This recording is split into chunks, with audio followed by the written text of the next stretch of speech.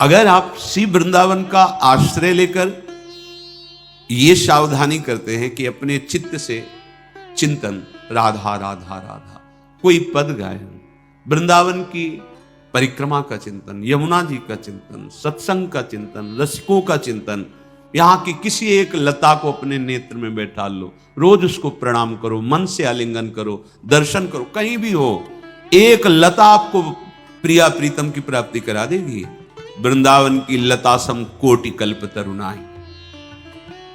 बड़े भाग्य, अहो भाग्य। बात मान लो, बस सच्ची बताना, आपका चित्त संसार का चिंतन करता है या प्रभु का? सच्ची बताना। अपने तो घर के हैं, ऐसे पूछा, उनका संसार का। तो हम कहा हम खोपड़ी के बल खड़े होकर समझाएं तो भी समझ में नहीं आएगा। क्यों नहीं समझ में? चित्त का चिंतन संसार का हो रहा है तो भगवान को कैसे जान जाओगे? संसार के चिंतन से रहित जो चित्त होता है उसको जानना नहीं पड़ता, भगवान खुद परिचय दे देते हैं। सोई जाने यही देहु जनाई।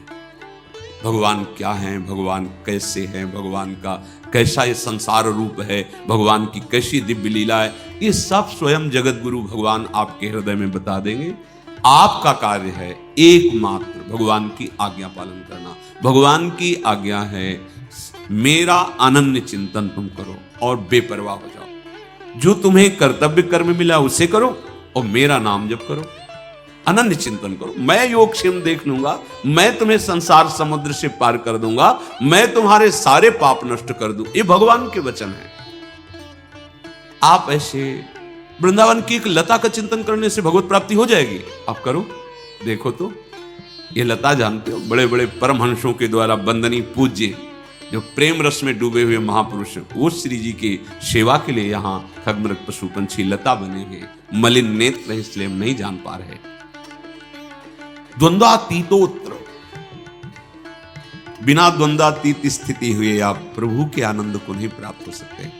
अनुकूल मिला तो हर्षित हो गए, प्रतिकूल हुआ तो शोकित हो गए, जय हुई तो ढोल बज रहे हैं, पराजय हुई तो निराश हो। एक वही स्थिति है। भगवदानंद जानने के लिए पहले द्वंद्वातीत होना अनिवार्य है। निर्द्वंदो भवति। भगवत चिंतन परायण अंतःकरण में ही ये भागवतिक तत्व का अनुभव होता है। जैसे निर्मल जल, शांत जल तो नीचे की वस्तु दिखाई देती है, ऐसे ही जो आत्म तत्व से प्रकाशित हो रहा है अंतःकरण, उसी के बल से आप वहां तक दृष्टि पहुंच जाएगी जो अपना स्वरूप है, जो मैं है। अध्यात्म को बातों से नहीं जाना जाता। निरंतर चित्त की स्थिति को जहां जानना है वहां लगाना है। संसार से चित्त हटाए बिना प्रभु को जान नहीं सकते। पक्की बात समझिए। फिर जानना नहीं पड़ेगा, वो तुम्हारे हृदय में बैठे मिलेंगे। जा ही न चाही कबों कछु, क्योंकि चाह ही चिंतन कराती है संसार का। जब कोई चाह ही नहीं, चिंतन ही नहीं संसार का, न सोचती न कांक्षती, तो ब्रह्मभूता ब्रह्मभूत हो गए। प्रसन्नात्मा, अखंड प्रसन्नता जागृत हो गई।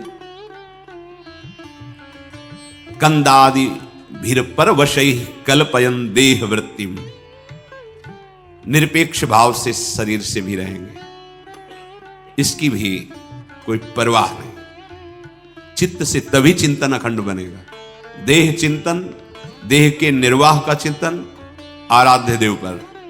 जो हमें उपासना या कर्म कर्तव्य मिला है उसे दृढ़ता पूर्वक करते हुए भगवत स्मरण परायण, जो मिल जाए भगवत इच्छा से देह पालन हेतु, वो वस्त्र, वो भोजन, विलासिता का भाव अंदर नहीं होना चाहिए। जैसे प्रभु रखे तो अत्युज्वल भाव आपके हृदय में प्रकाशित हो जाएगा। एक एक शब्द समझो। अगर आप ऐसे चलोगे तो भावे नात्युज्वले नात्मनि मधुरतरे न्यस्य राधा पदाब्ज। जिसकी चाह है वो बात बन गई। कैसे बनेगी? किसी भी स्त्री की तरफ काम भाव से मत देखो, चरणों की तरफ देखो, निकल जाओ। ज्यादा मनमानी करोगे तो ये जीवन व्यर्थ चला जाएगा। ऐसे लोगों की संगोष्ठी में मत बैठो जो वासना को जगाते हैं और वासना को बढ़ाते हैं। सीधा वृंदावन का आश्रय लेकर रसिकों की बताई पद्धति से उपासना, तो अपने आप द्वंद्वातीत होते चले जाएंगे।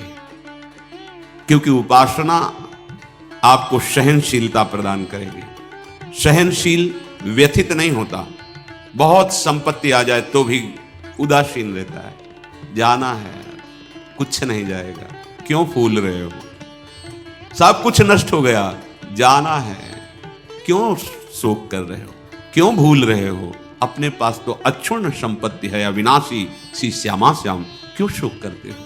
यहां सब कुछ जाना है। इतना सुंदर विवेक रहता है कि सहनशील महात्मा द्वंद्वातीत हो जाता है। चाहे कोई गृहस्थ में हो, चाहे विरक्त में हो, महात्मा एक स्थिति है का नाम है।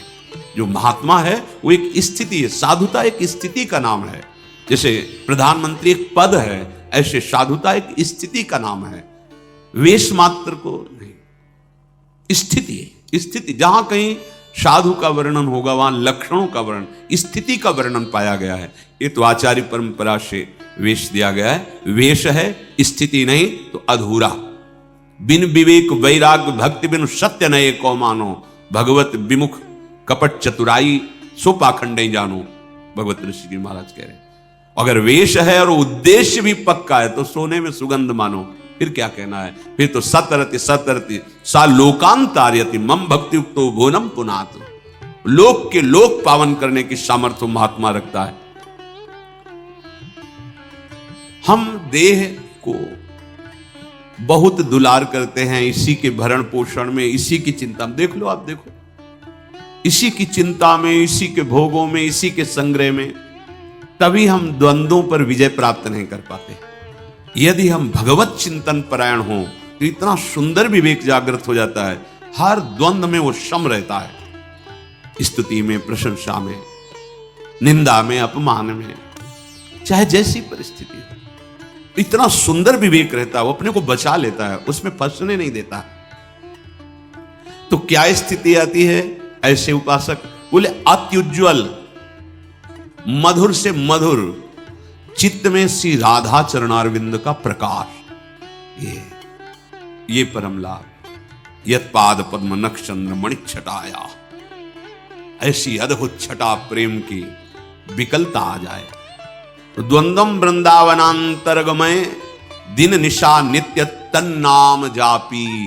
आहा, श्रीपाद कह रहे हैं यदि आप, अब देखो जो ऊपर बताया कि इस पर आपको सावधान रहना है, तो इस पर हमारे पास बल नहीं है कि हम रोक सके। तो कह रहे हैं नित्य निरंतर तन नाम, उनका नाम जप करो। किनका? जिनका वृंदावन है, राधा राधा राधा।